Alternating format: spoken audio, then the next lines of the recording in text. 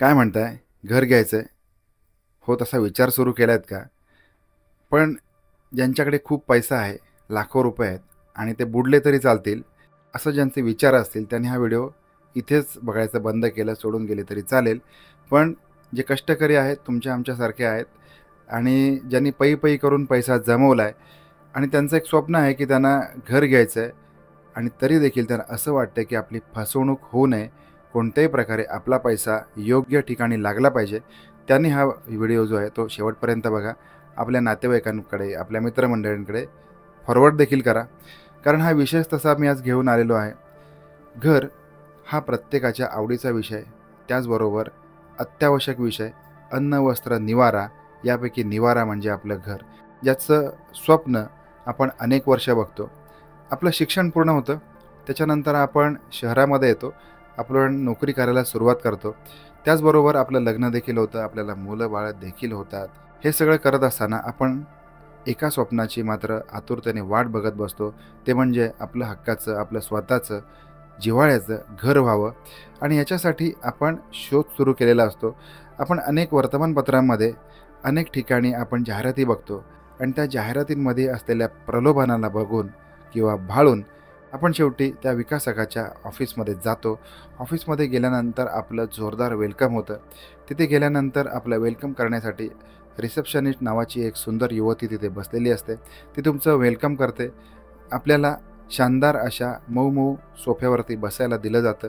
तिथे आपण आसनस्थ होतो आणि आपण आसनस्थ होतो ना होतो तोच आपल्यासाठी चहा किंवा कॉफी, "काय घेणार सर किंवा मॅडम?" अशा प्रकारची एक ऑफर आपल्याला येते. त्याच्यामधून आपल्याला आवडीचं पेय आपण निवडतो. आपण चहा आणि कॉफी घेतो. ते घेतल्यानंतर तिथला जो एक्झिक्युटिव्ह आहे, हा एक्झिक्युटिव्ह आपल्याकडे येतो आणि आपल्याला सांगतो, की "सर तुम्ही आतमध्ये चला." एका शानदार अशा केबिनमध्ये ज्या ठिकाणी टाय घातलेला एक एक्झिक्युटिव्ह आहे आणि त्याचबरोबर त्याच्यासाठी 2-3 असिस्टंट आहेत. अशा ठिकाणी, अशा केबिनमध्ये आपल्याला बसवलं जातं. आपल्यापुढे एक फाईल धरली जाते. त्या फाईलमध्ये रंगीबेरंगी कागद असलेले ब्रोशर आपल्याला दाखवले जातात. त्याच्यामध्ये अनेक अमेनिटी असतात. त्याच्यामध्ये अनेक गोष्टी असतात, ज्या आपल्याला भुलवण्यासाठी पुरेशा आहेत. या सगळ्या गोष्टी बघून आपण या ठिकाणी घर घ्यायचंच असं आपण फायनल करतो. आपल्याला प्लॅन दाखवला जातो. या प्लॅनमध्ये किती फ्लोअर्स आहेत किंवा गार्डन कुठल्या बाजूला आहे, किती फ्लॅट शिल्लक आहेत, गार्डन फेसिंग फ्लॅट कोणकोणते आहेत, रोड फेसिंग फ्लॅट कोणकोणते आहेत, अशी माहिती दिली जाते. आणि मग तिथून आपण बाहेर पडता. बाहेर आल्यानंतर आपल्याला जी साईट व्हिजिट आहे ती तुमच्यासाठी अरेंज केली जाते. एक चांगलीशी गाडी आपल्यासाठी, त्याचबरोबर ड्रायव्हर दिला जातो. काही किलोमीटर, 2-3 किलोमीटर, 4 किलोमीटर, 5 किलोमीटर अंतरावरती गेल्यानंतर आपल्याला त्या ओपन स्पेस लँडवरती उतरवलं जातं. तिथे उतरतो आणि आपण समोर बोट करून एक एक्झिक्युटिव्ह आपल्याला सांगतो, की "सर, मॅडम, या ठिकाणी आपण घर बांधणार आहोत. या ठिकाणी तुमचं घर होणार आहे आणि या तुम्ही चॉईस केलेल्या मजल्यावरती, फ्लोअरवरती तुम्हाला घर मिळणार आहे. तुम्हाला कसं वाटतंय?" तिथला तो एरिया, तो भाग बघून आपण जर का नवरा-बायको गेलेला असाल, तर आपण एकमेकांकडे बघता, गालातल्या गालात हसता. नजरेची सवय, नजरेची भाषा ओळखायची सवय तुम्हाला दोघांनाही झालेली असते आणि मग ते सगळं बघून तुम्ही त्या बिल्डरच्या ऑफिसमध्ये परत येता. पुन्हा त्याच सोफ्यावरती विराजमान होता. पुन्हा आतमध्ये तुम्हाला बोलावलं जातं. अत्यंत आदरापोटी सर आणि मॅडम या संबोधनाने आपल्याला बोलावलं जातं, आपल्याला बसवलं जातं. त्याच्यानंतर चर्चा सुरू होते. ती प्राईसची किंवा पर स्क्वेअर फूट आपल्याला किती रुपये पडतील या बाबतीमध्ये आपल्याला मार्गदर्शन केलं जातं. आपल्यासोबत निगोसिएशन केलं जातं. त्याचबरोबर तुमची पेइंग कॅपॅसिटी किती आहे ते देखील बघितलं जातं. तुमची सॅलरी किती असेल, त्याचबरोबर तुमचं बिझनेसमधून उत्पन्न किती असेल, या सगळ्या गोष्टींची खातरजमा केली जाते. आपण देखील मनातल्या मनात खुश होत असतो. आपल्याला स्क्वेअर फूट मागे जास्त रक्कम किंवा जास्त पैसे का द्यावे लागतात, याचं पुरेपूर कारण समोरील विकासकाकडून तुम्हाला दिलं जातं किंवा त्यांच्या एक्झिक्युटिव्हमार्फत तुम्हाला दिलं जातं. आपल्याकडे असलेल्या अमेनिटी या इतर प्रोजेक्टपेक्षा जास्त आहेत. तुम्हाला हे सांगून बोलावलं जातं. 5 मिनिटाच्या अंतरावरती रेल्वे स्टेशन आहे. त्याचबरोबर 7 मिनिटाच्या अंतरावरती बस स्टँड आहे. मोठं हॉस्पिटल 10 मिनिटाच्या अंतरावरती आहे आणि हे सगळं जे अंतर आहे, हे कॅल्क्युलेट केलेलं असतं बाईकच्या स्पीडने किंवा कारच्या स्पीडने आणि हे सगळं ऐकून आपण मनोमन अगदी मंत्रमुग्ध होतो, तृप्त होतो. नवरा बायको एकमेकाकडे बघतात आणि आता आपलं स्वप्न लवकरात लवकर पूर्ण होणार. आपल्याला 1.5 वर्षामध्ये किंवा 2 वर्षामध्ये पोझेशन दिलं जाईल. हे सगळं बघून आपण खुश होतो. आपण आपल्या डाऊन पेमेंटची रक्कम ठरवता, त्याप्रमाणे बिल्डरला पैसे देखील देता आणि फक्त वाट बघत बसता. आपण प्रत्येकजण या भूमिकेतून गेलेलो आहे. एकदा ना एकदा आपण साईट व्हिजिटसाठी गेलेला असाल, त्याच्यामुळे संपूर्ण हे जे चित्र आहे हे आपल्या मनामध्ये उभं राहिलं असेल. खरं तर तिथे गेल्यानंतर साईट व्हिजिट असेल, चहा कॉफी असेल, त्या बिल्डरच्या केबिनमध्ये आपलं झालेलं डिस्कशन असेल, याही व्यतिरिक्त खऱ्या अर्थाने आपण काय विचारलं पाहिजे. इतकं सगळं होऊन सुद्धा आज अनेक ज्या सदनिका आहेत, ज्या बिल्डिंग्स आहेत, ह्या अनधिकृत आहेत.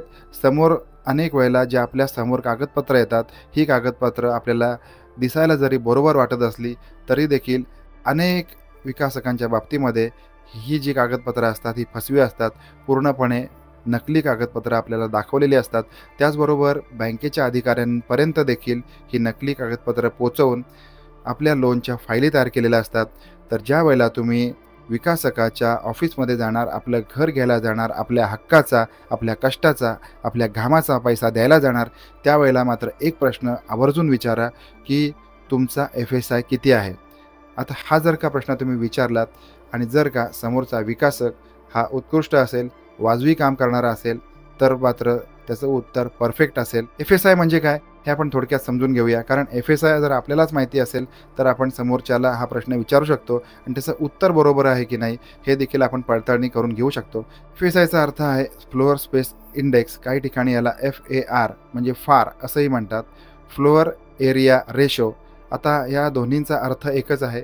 फ्लोअर स्पेस इंडेक्स FSI याचा अर्थ तुम्ही एका ठराविक जागेवरती, ठराविक प्लॉटवरती किती बांधकाम करू शकता याचा जो रेशो आहे याला FSI किंवा फ्लोअर स्पेस इंडेक्स असं म्हणतात. ज्या बिल्डिंगमध्ये तुम्ही घर घेत आहात त्या बिल्डिंगमधील 4 फ्लोअर असतील तर 4 फ्लोअर मिळून जितका एरिया आहे त्याला भागिले तुम्ही ज्या प्लॉटमध्ये घर घेत आहात त्या प्लॉटचा जो एरिया आहे याचं जे गुणोत्तर आहे त्याला FSI किंवा फ्लोअर स्पेस इंडेक्स असं म्हणतात.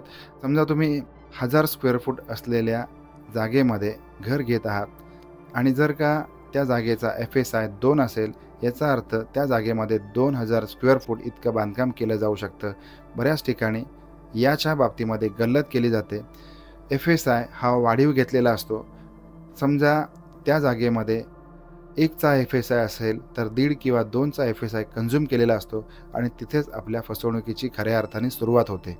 त्याच्यामुळे जर का तुम्ही सदर जागेचा FSI पडताळून बघितला तर तुम्हाला या सगळ्या गोष्टीची पूर्णपणे खातरजमा केली जाऊ शकते. या जागेमध्ये वाढीव FSI वापरलेला आहे का याची आपण पूर्णपणे खात्री करून घ्यावी, अन्यथा आपली फसवणूक झालीच म्हणून समजा. त्याचबरोबर बँक अप्रुव्हल. आजकालच्या काळामध्ये अनेक बँका देखील चुकीच्या डॉक्युमेंटवर कर्ज देतात, लोन देतात आणि तसं काही मागील काळामध्ये बघण्यात सुद्धा आलेलं आहे. त्याचबरोबर गव्हर्नमेंटचे जे लायसन्स आहेत, वेगवेगळ्या प्रकारच्या NOC आहेत, या देखील या जागेसाठी किंवा या प्रोजेक्टमध्ये घेतलेल्या आहेत का ते देखील बघितलं जावं. ही जागा NA आहे का ते देखील बघितलं जावं. त्याचबरोबर नुसती जागा NA असून चालत नाही, ही जागा नुसती NA आहे हे बघून चालत नाही. तर NA असताना तिचा जो वापर आहे हा रेसिडेन्शियल, कमर्शियल आणि इंडस्ट्रीयल या 3 झोनपैकी कोणत्या कारणासाठी करण्यासाठी ही जागा NA केलेली आहे हे देखील आपण बघितलं पाहिजे. समजा आपण जी जागा कमर्शियल किंवा इंडस्ट्रीयल झोनसाठी NA केलेली आहे आणि त्या जागेमध्ये जर आपल्या बिल्डरने घर बांधलं असेल तरी देखील मग आपल्याला पुढे जाऊन त्रास होऊ शकतो. त्याचबरोबर इतर जी सगळी कागदपत्रं आहेत, पेपरवर्क आहेत, ही देखील बघून घ्यावी आणि मगच ज्या प्रोजेक्टमध्ये तुम्ही घर घेताय किंवा पैसे गुंतवताय त्या बाबतीमध्ये आपण पुढे पाऊल टाकायला हरकत नाही. या सगळ्या गोष्टींची जोपर्यंत तुम्हाला 100% खात्री होत नाही तोपर्यंत तुम्ही कोणत्याही प्रोजेक्टमध्ये पैसे गुंतवू नये, आपल्या कष्टाचा पैसा गुंतवू नये असं मला या ठिकाणी नमूद करावंसं वाटतंय. आता ही सगळी माहिती तुम्हाला कशी वाटली ते मला कमेंट बॉक्समध्ये नक्की सांगा. आपल्या नातेवाईकांपैकी, मित्रमंडळींपैकी कोणीही घर घेणार असेल तर त्याला हा व्हिडिओ नक्की शेअर करा. त्याचबरोबर आपण हा व्हिडिओ पहिल्यांदा बघत असाल तर चॅनलला सबस्क्राईब करा. आपण भेटूया नवीन ब्लॉगमध्ये. तोपर्यंत काळजी घ्या. धन्यवाद.